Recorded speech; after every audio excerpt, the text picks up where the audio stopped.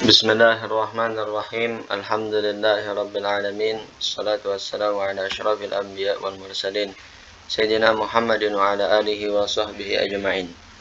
Kita lanjutkan pelajaran di kitab At-Taqrir As-Sadidah fil Masailil Mufidah yang dikarang oleh Sayyid Hasan bin Ahmad bin Muhammad bin Salim Al-Kaf. Kita sudah sampai di pembahasan mujibatul ghusli, yang penyebab kita wajib mandi. Nah, ini penyebab kita wajib mandi. Apa saja yang menyebabkan mandi kita itu wajib? Mujibatul ghusli sittatun wa hiya qismani. Penyebab yang mewajibkan mandi ada 6. Dari yang 6 ini terbagi menjadi 2. Ma yakhtassu bin nisa'i thalathatun al-haid wan nifas wal wiladah. Ma yashtariku fihi ar-rijal wan nisa' salasatun al-jima' wa khurujul mani wal maut. Ada 6 yang mewajibkan mandi, 3 khusus untuk perempuan, dan 3-nya lagi khusus untuk laki-laki dan perempuan. Apa yang khusus untuk perempuan? Pertama, haid. Nah, orang haid, selesai dari haid, dia wajib mandi. Tapi kalau di saat haid, mandi wajib dengan niat mandi wajib, itu haram. Nggak sah, nggak boleh. Karena mempermainkan itu namanya. Yang seperti itu. Orang haid, nggak boleh dia niat mandi wajib. Kalau cuma keramas, mandi biasa, boleh-boleh aja. Nanti kalau dia punya suami, ya pusing suaminya bau jeruk misalnya kan. Boleh kalau mandi biasa. Yang tidak boleh itu bagi orang haid, wudu, niat mandi wajib, itu nggak boleh. Niat mandinya untuk ta'abbud, ibadah, itu nggak boleh. Nifas, selesai nifas, nah itu wajib mandi. Nifas itu artinya darah yang keluar setelah tuntasnya kelahiran, itu nifas. Nah, itu setelah nifas mandi.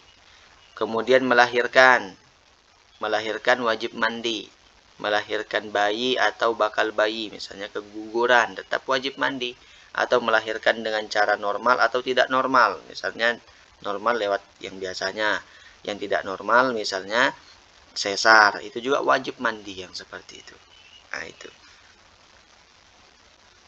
Nanti kalau melahirkan, mandinya belum tentu langsung mandi. Misalnya perempuan habis melahirkan. Karena baca bilangnya kalau melahirkan wajib mandi. Iya betul, wajib mandi. Tapi dilihat dulu, kalau dia nifas, maka nggak boleh dia mandi. Nanti mandinya setelah nifas. Tapi kalau dia nggak nifas, sebentar nifasnya nggak nifas dia, maka langsung dia mandi habis melahirkan. Tapi kalau nifas, nanti setelah nifas mandinya. Nah, gitu ya. Kemudian yang 3 lagi, yang bagi laki-laki dan perempuan, al-jima', yaitu bersenggama suami istri. Atau nauzubillah bukan suami istri. Itu juga wajib mandi. Jima' dengan cara, artinya begini, jima' dengan cara halal, jima' dengan cara haram, itu tetap wajib mandi. Suami istri jima' wajib mandi. Nauzubillah, yang bukan suami istri misalnya, nauzubillah, jima' tetap wajib mandi juga. Nah, itu ya. Bersenggama itu wajib mandi. Kemudian juga jima' ini misalnya walaupun yang menjimainya itu misalnya atau hewan misalnya. Nauzubillah, perempuan digauli sama kera misalnya, wajib juga mandi. Atau laki-laki menggauli misalnya kambing, nauzubillah, itu wajib juga mandi. Atau juga dia berjima menggaulinya lewat lubang depan ataupun lubang belakang, nauzubillah, itu juga wajib mandi. Digauli istrinya lewat lubang depan, wajib mandi. Digauli istrinya lewat lubang belakang, dan haram tapi kalau lewat belakang, tapi wajib juga mandi. Begitu ya. Kemudian nanti ada batas-batasannya. Batasan dia wajib mandi itu kalau laki-laki, nanti kalau tenggelam kepala zakarnya itu, helmnya itu dia wajib mandi. Tapi kalau cuma sekedar nggak sampai tenggelam semuanya, sebagian saja, nah itu nggak sampai wajib mandi yang seperti itu. Nah, itu ya. Kemudian keluar mani ini juga wajib mandi. Maninya sendiri baru dia wajib mandi. Kalau mani orang lain nggak wajib mandi. Gimana maksudnya mani orang lain? Sebenarnya nanti ada pembahasannya ini, tapi sudah kita bahas duluan. Nanti kayaknya ada di kitab ini.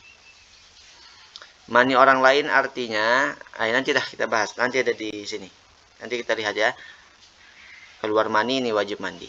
Maninya sendiri, tapi kalau mani orang lain enggak. Nanti apa mani orang lain, kok bisa mani orang lain keluar? Nanti ada ayat. Wal maut, kemudian mati wajib mandi. Tapi yang urus ini artinya yang mandikan ya orang yang hidup, bukan dia sendiri. Yang mati itu mandi sendiri ya nggak bisa. Syarhu mujibatil ghusl, ini penjelasan daripada yang mewajibkan mandi tadi. Ilajul hasyafati fil farji, memasukkan hasyafah di kemaluan. Ilaj artinya idkhal. Idkhal memasukkan. Idkhalul hasyafah memasukkan kepala zakar, ra'sus zakar, wa tusammal kamrah. Ini yang disebut dengan kamrah.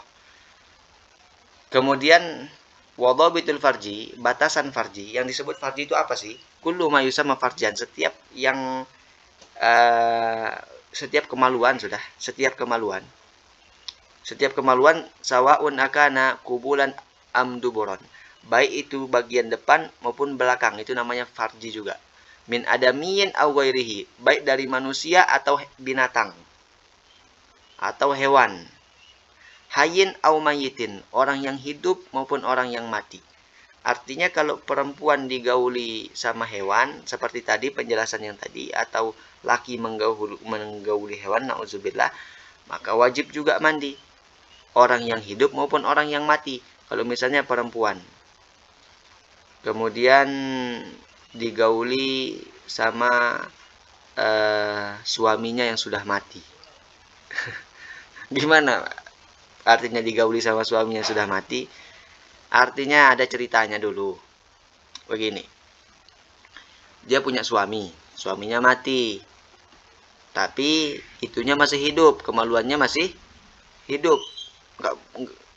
Enggak tidur kemaluannya ini. Ternyata si istrinya yang memasukkan punyanya ke suaminya yang mati itu masih hidup ini. Maka si istri wajib mandi begitu. Setelah dimasukin sama istrinya, sudah digauli sama suaminya, dia menggauli suaminya begitu, baru tidur lagi punya suami itu, mati suaminya. Itu ada ceritanya kayak gitu. Nanti di kitab yang lain ada itu. Wallahu alam. Intinya ini pembahasan fikih dah.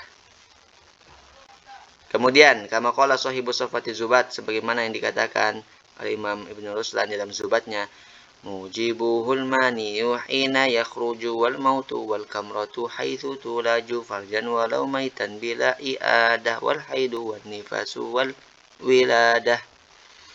Kemudian yang kedua, khurujul mani, keluar mani. Penjelasan dari keluar mani.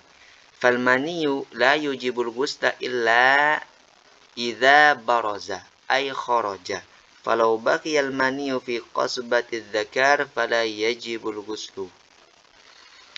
Keluar mani, mani tidak mewajibkan mandi kecuali dia keluar. Artinya kalau masih belum keluar, masih cuma di dalam saja, artinya masih kayak kerasa keluar tapi belum sampai keluar, walaupun dia tahan, misalnya mau keluar maninya, dia tahan misalnya, terus nggak jadi keluar, maka yang seperti itu nggak wajib mandi. Baru dia wajib mandi kalau dia sudah keluar. Kalau masih di batangnya, itu nggak wajib mandi, gitu ya. Begitu katanya di sini. Nah sekarang di sini, dobitul mani alladhi yujibul ghusla isnani. Mani yang mewajibkan mandi ada dua batasannya. Mani yang mewajibkan mandi itu bagaimana sih? Pertama, ayyakuna mani syakhsi nafsihi. Fala yajibul ghuslu idza kharaja minhu mani ghairihi walakin yang kudul wudu. Mani yang mewajibkan mandi adalah mani yang keluar yaitu maninya sendiri. Maka tidak wajib mandi kalau yang keluar itu adalah mani orang lain. Kok bisa mani orang lain keluar? Ya, contohnya begini. Gambarannya seperti ini. Perempuan, suami istri, misalnya bersetubuh, bersenggama. Kemudian si laki-lakinya, suaminya keluar menumpahkan maninya atau spermanya di istrinya. di kemaluan istrinya. Nah, otomatis suami laki keluar kan. Tapi si istri tidak merasa keluar mani sama sekali. Dia tidak merasakan keluarnya mani. Yang keluar mani cuma laki-lakinya saja. Nah, setelah dia bersenggama, berjima, mandilah si perempuan. Mandi wajib misalnya. Sudah selesai nih kegiatan mereka. Nah, pas duduk-duduk, ternyata keluar tiba-tiba dari kemaluan perempuan ini. Keluar apa? Mani. Maka si perempuan ini nggak wajib mandi. Kenapa? Karena bukan maninya dia. Kok bukan maninya dia? Karena itu mani suaminya tadi, yang masih tadi itu, masih keluar. Nah, itu maksudnya. Makanya seperti itu, perempuan ini nggak wajib mandi. Tapi, batal wuduknya kalau dia punya wuduk. Begitu. Nah, tapi kasus kedua, kalau si perempuan di saat berjima, bersenggama dengan suaminya, dia juga merasakan keluar mani, si laki keluar mani, si perempuan keluar mani. Nah, sudah mandi, bersih-bersih, pas duduk-duduk, ngomong-ngomong, ternyata keluar mani. Nah, kalau yang kasusnya yang kedua ini, maka perempuan wajib mandi. Kenapa? Karena itu bisa memungkinkan saja, bisa jadi itu maninya dia juga. Karena tadi sama-sama keluar mani. Nah, kalau yang nggak mewajibkan mandi itu, kalau misalnya perempuan nggak merasa keluar mani tadi di saat berhubungan dengan suaminya. Kalau dia sama-sama merasakan keluar mani, wajib mandi, walaupun maninya keluar yang kedua kalinya. Kemudian yang kedua, ayyakunal khariju minhu awwala marratin, fala yajibul ghuslu idza adkhalahu thumma kharaja minhu marratan saniyan, walakin yanqudul wudu.